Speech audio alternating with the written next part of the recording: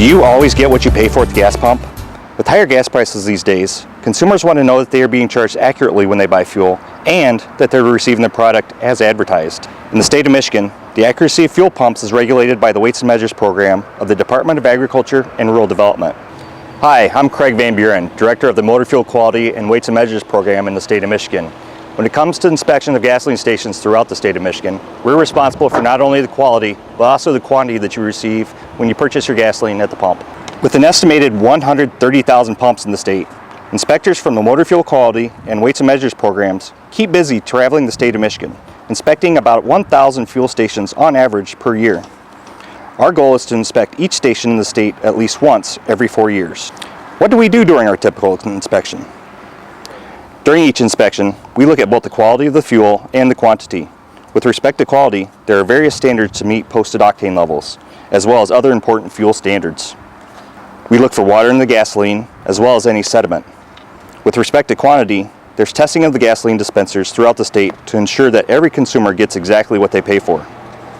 This also includes the gasoline pricing as far as the advertising goes, including any discounts, credit card pricing, and any other condition related to the price. So, the first thing our inspectors do when they get to a station is check to make sure that the roadside advertising matches what's displayed on the pump panel. To begin our testing process, we start or activate the pump. Our inspectors make sure that the pump doesn't jump ahead before we've pulled the handle and started our test. Next, we will pump 5 gallons on the display. After we've hit the 5-gallon mark, we compare that amount to the amount in our test container. We look for the 5-gallon test mark right here, and that lets us know the pump has achieved a 5-gallon requirement. If not, the station will be notified and the pump will need to be recalibrated. Now we're ready to move on to the quality part of the inspection. First, we check the underground storage tank for water. There's a water detecting paste on the bottom of the stick that's put down in the tank, and hopefully it will come back without a color change, which would indicate there is no water in the storage tank. Legally, there must be less than 2 inches of water in the storage tank or there's a problem.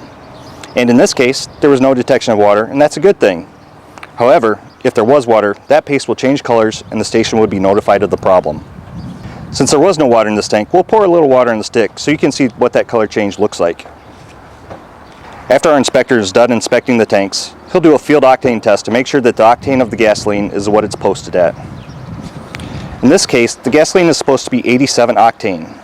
For this test, the inspector will use a Zeltex octane analyzer to conduct a field test that it is, in fact, 87 octane.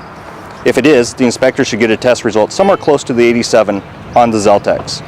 It only takes about 30 seconds to get a test result. When the test is completed, it will print out the test result. With that test complete, he'll then take a sample of the premium gasoline that will be sent to our MDARD laboratory for additional testing. At the lab, the sample will be checked for octane and they will officially test it for water.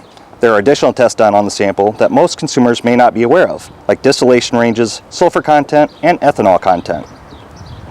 So that's what the Michigan Department of Agriculture and Rural Development does to help ensure you're getting what you pay for at the pump. But what can consumers do to help protect themselves? Here are 2 recommendations.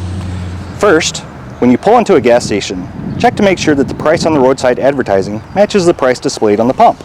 In today's marketplace, there may be a special cash and credit pricing or other offers. So if there's going to be a change in price, make sure that proper price is displayed on the dispenser before you start pumping any gasoline.